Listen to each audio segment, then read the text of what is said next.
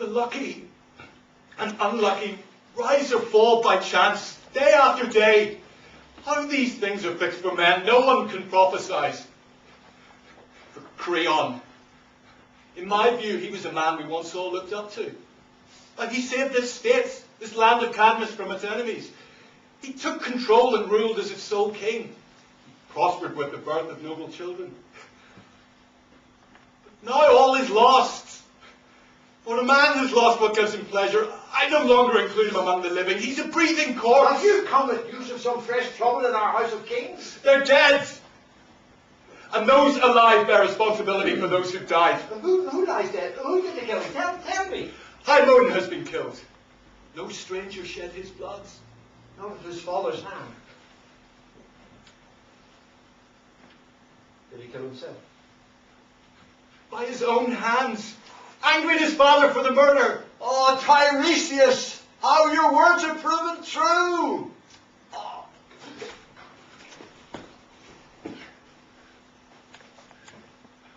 I will speak of what I saw, with the detail of the truth. I went to the plain, accompanying our regent as his guide. Polynices' corpse, still unlamented, was lying there, torn apart by dogs.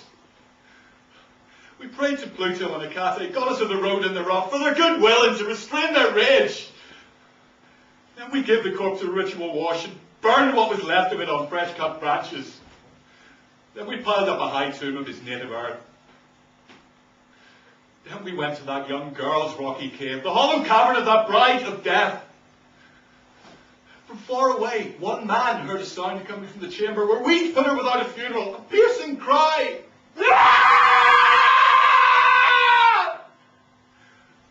He went to tell our master Creon, who, as he approached, heard the sound himself, an unintelligible scream of sorrow.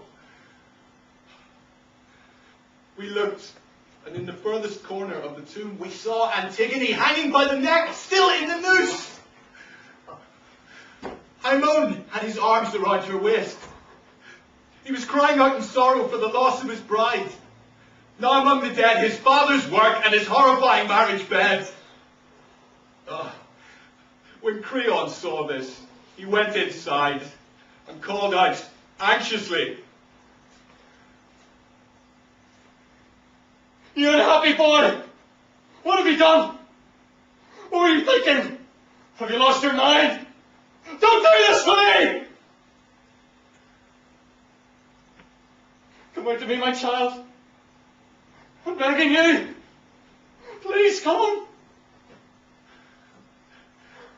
The boy just stared at him with savage eyes, spat in his face, and without saying a word, withdrew a two-edged sword.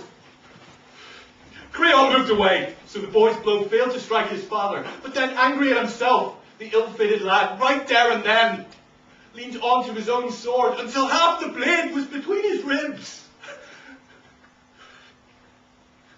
While still conscious, Haemon took the girl in his weak arms, and as he breathed his last, coughed up streams of blood on her fair cheek. The rope gave way.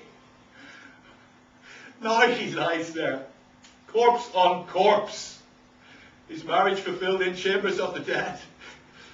This unfortunate boy has shown all men how, of all the evils which afflict mankind, the most disastrous of all is thoughtlessness.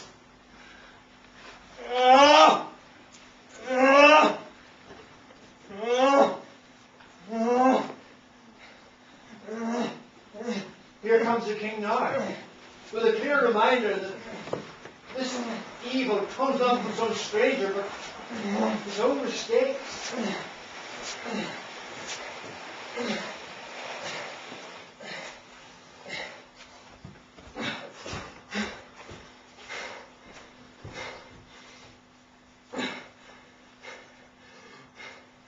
Mistakes made by a foolish mind. Cruel mistakes that bring on death. You see us here, all in one family. The killer and the killed. I lost my son. He died so young. A death before your time. You're dead. Gone. Not by your own foolishness, but mine. Alas, you've learned to see what's right. Far too late. I've learned it in my pain. Some god clutching a great weight struck my head and cast me on the paths and wilderness, throwing down that what brought me joy.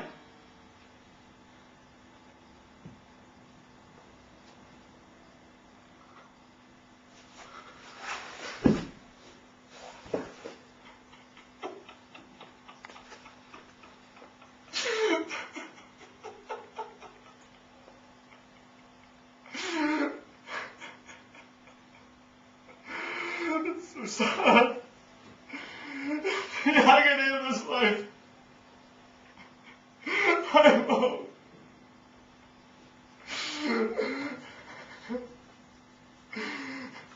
Gathering place for death. No sacrifice can bring this to an end. How miserable I am to look upon this horror. Fate's still got in store for me. I'm miserable, I feel.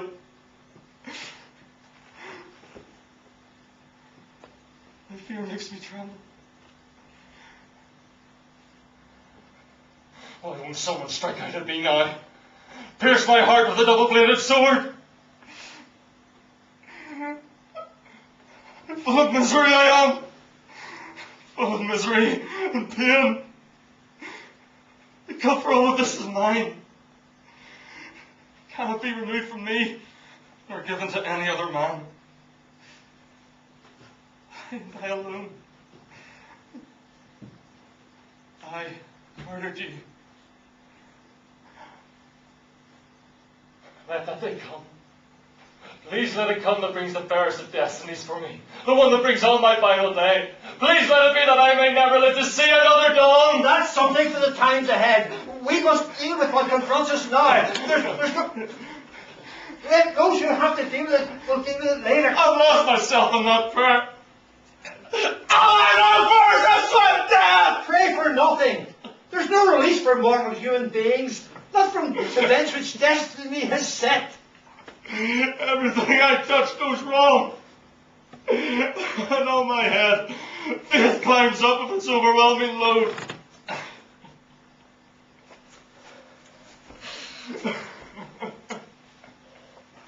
The most important part of success is wisdom. Not to act impiously, for the boasts of arrogant men bring on great blows of punishment. So at no age, men can discover wisdom.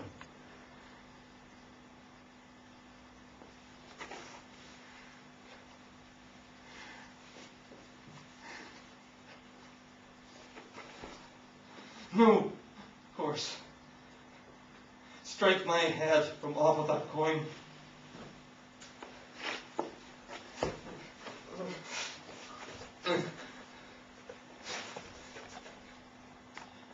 Heads or tails are reckoned in the coin's revolving flight. Before a time it stood on its edge, before finally settling, face up and head down.